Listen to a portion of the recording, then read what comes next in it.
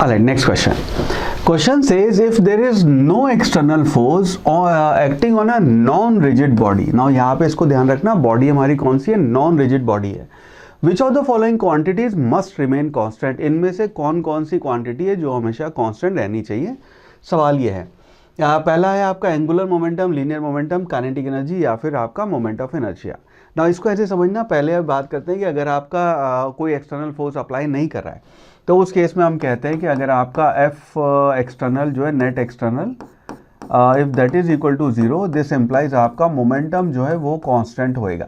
Right, because आप यहाँ पे लिखते हैं F is equal to D P by D T, और अगर आपका एफ 0 है तो एफ 0 है, इसका मतलब D P by D T 0 है. D P by D T कब 0 होएगा, इसका मतलब है जब आपका मोमेंटम कांस्टेंट होएगा.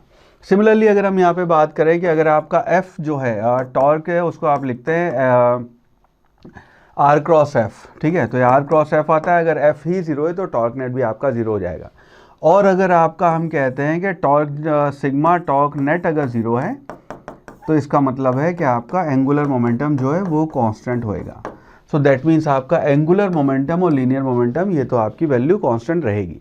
नाउ यहाँ पे कई बार स्टूडेंट इस चीज़ पे फंस जाते हैं कि अगर सर नेट फोर्स 0 है तो मोमेंट ऑफ इनर्शिया और काइनेटिक एनर्जी उसको हम क्यों नहीं कांस्टेंट यहाँ पे कह रहे हैं. अब इसको ऐसे समझना, अगर तो बॉडी आपकी रिजिड बॉडी है तो अगर यहाँ पे सवाल होता है कि रिजिड बॉडी है तो फिर चारों आपके कांस्टेंट होने थे, बिकॉज आपका मोमेंट ऑफ इनर्शिया तो बॉडी की प्रॉपर्टी है, वो तो एनीवे कांस्टेंट रहेगा.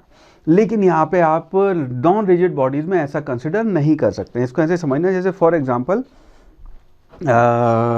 इसको कंसिडर कर लेते हैं कि ये आपकी बॉल है. ठीक है, ये बॉल आपकी रिजिड बॉडी है, ज़मीन पे ऐसे रखी हुई है, तो इसकी मोमेंट ऑफ इनर्शिया की वैल्यू फिक्स्ड है. एक्सिस अगर आपने डिफाइन किया तो मोमेंट ऑफ इनर्शिया की वैल्यू फिक्स्ड है.